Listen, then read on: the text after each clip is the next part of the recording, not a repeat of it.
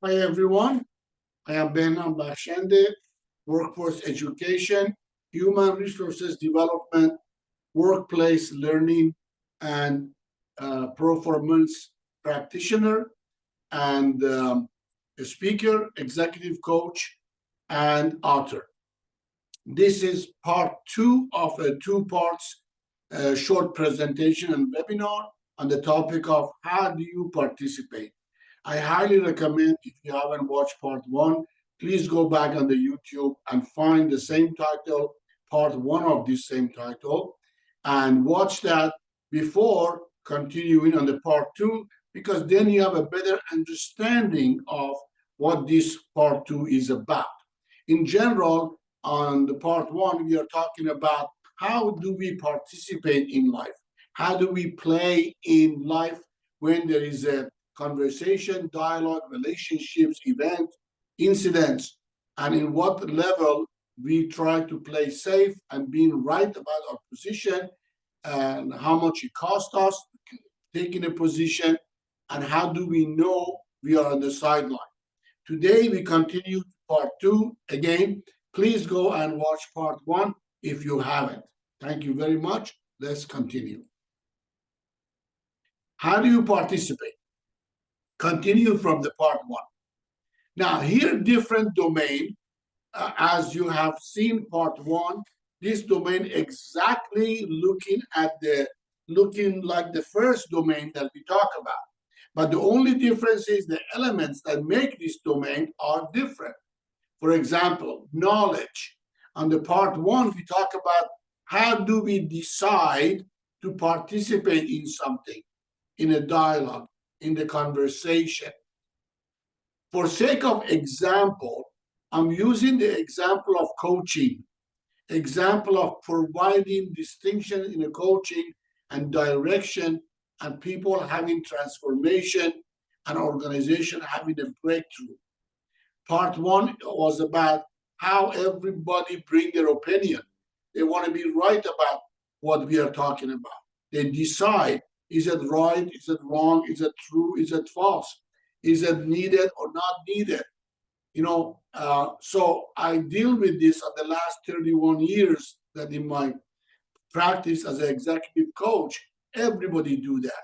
Now I'm inviting you to look at the other side. The first side was what we call the opinion, domain of opinion, right? And we look at the damages that domain of opinion would do. Now let's look at this domain. What else is possible? Can you relate to this kind of conversation or any conversation with somebody else? We use in coaching as an example. In the coaching conversation, is it possible for you to collect knowledge in the dialogue versus bring your opinion and being right about what you think of that opinion? Being open. Without being open, you cannot add anything to your knowledge and learning in a good way. As I always said, in these seminars, webinars, coaching sessions, conferences, in the best day, if you're not participating, what you're taking out of this is what you already know. Nothing new will add to your knowledge. So you got to be open.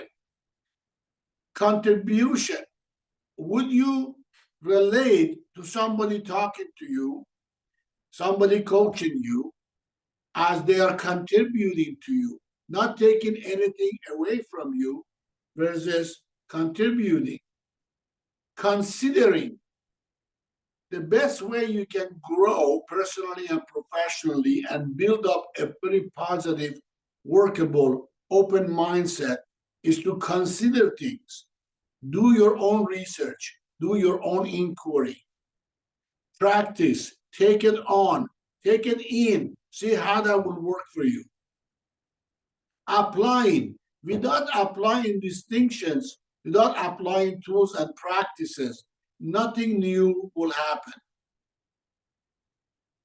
Values. If you give values to this knowledge that somebody talking to you, your coach talking to you, they want to contribute to you.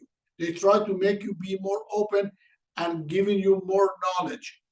That is values if you relate to them as they are valuable.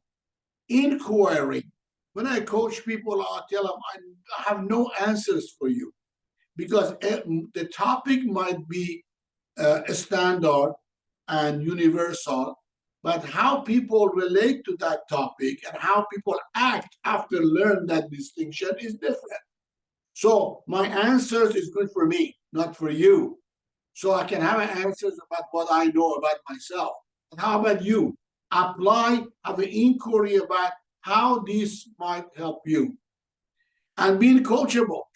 If you start coaching with a professional coach, at least you can be coachable.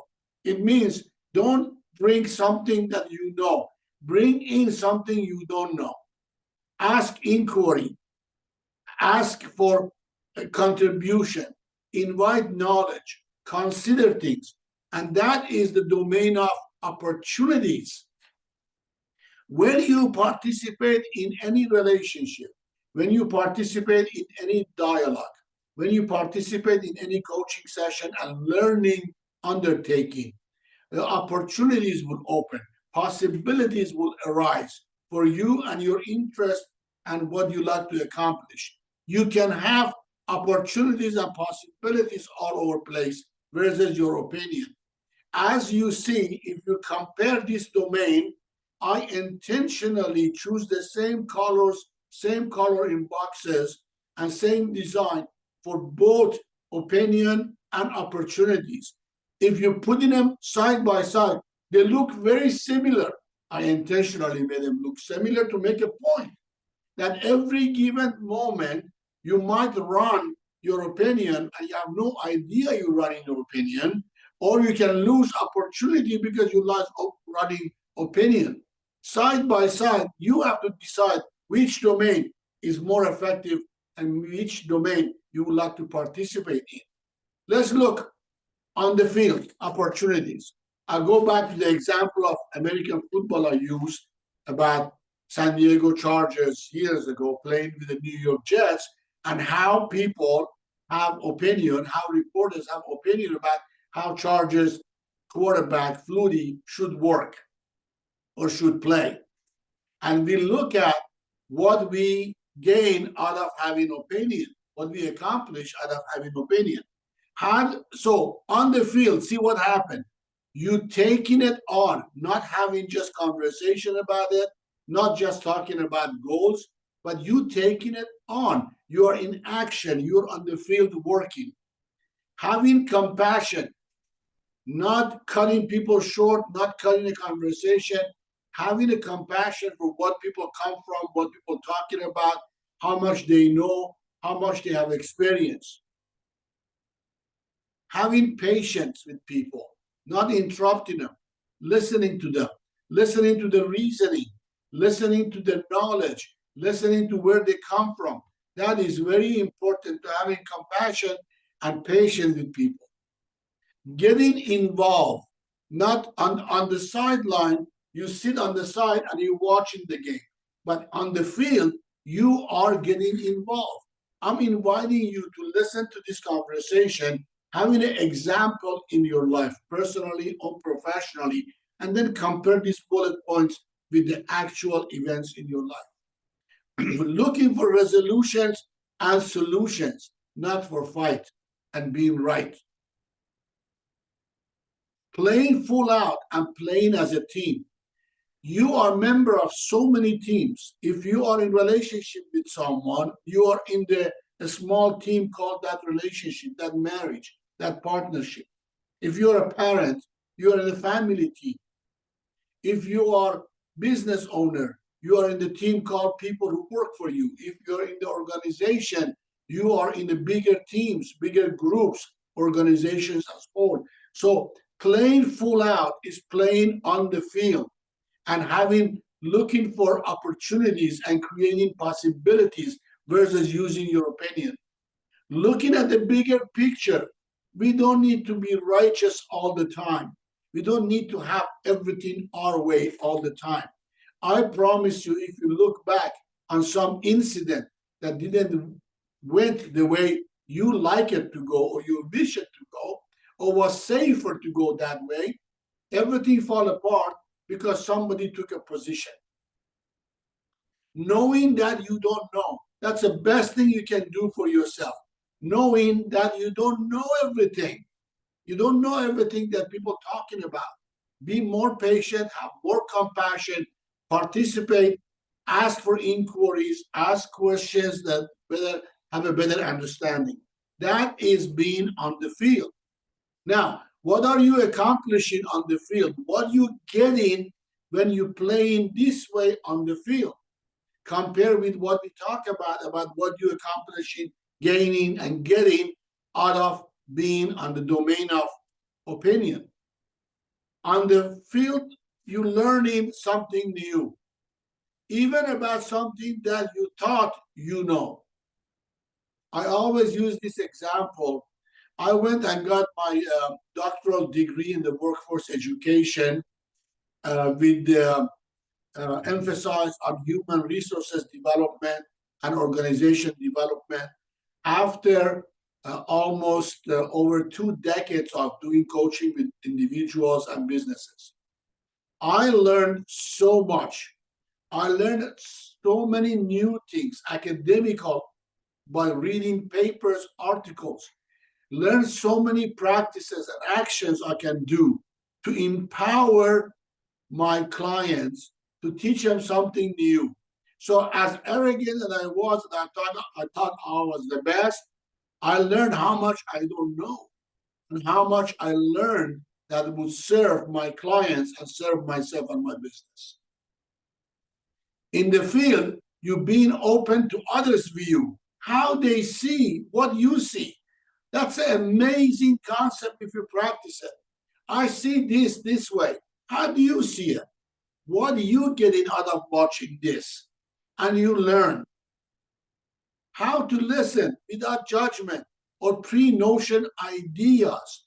Most ineffective people, individuals or groups, are people who have all judgment and pre-notion ideas about what other person is about to say or will say.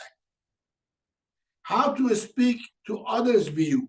When you open to others' view, when you listening without judgment or pre-notion ideas, I call it having all answers in the sleeve of your jacket, and as soon as somebody talk, boom, answer, boom, answer. You can see that with people who interrupting you when you're talking.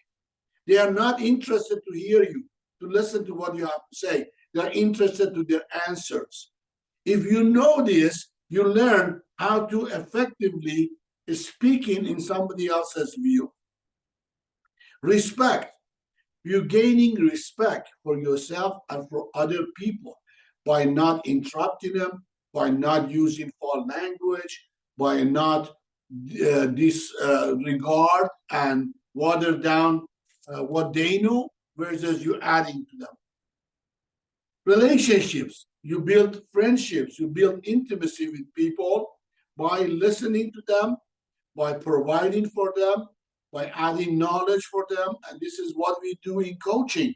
That's why I use the examples of coaching. And understanding, having compassion or patient for what these people that you're talking to or they're talking to you, they're going through. How hard is it to talk to you? That's for you to know and for you to practice learning and having compassion, especially in personal relationship, your children talking to you. How open are you to listen to them with value? At work, when you're so busy and somebody who works for you come and wants to talk to you, how much compassion and patience are you adding? Peace of mind and freedom to be. When you're on the field, you have a peace of mind and freedom to be. So, what would you continue what we accomplished by playing this way? And ultimately, after all these points that we talk about, is possibilities. You're opening opportunities for possibilities for yourself and other people to arise, and endless opportunities and no boundaries. Thank you very much for listening to this presentation, part 1 and part 2. Please contact us for any coaching needs, personally, professionally, individually, teams, couples, and organizations. We are at your service. This is our contact information. Please follow us on social media. You can find Coach Behnam and Practitioner Education everywhere. Thank you for your time.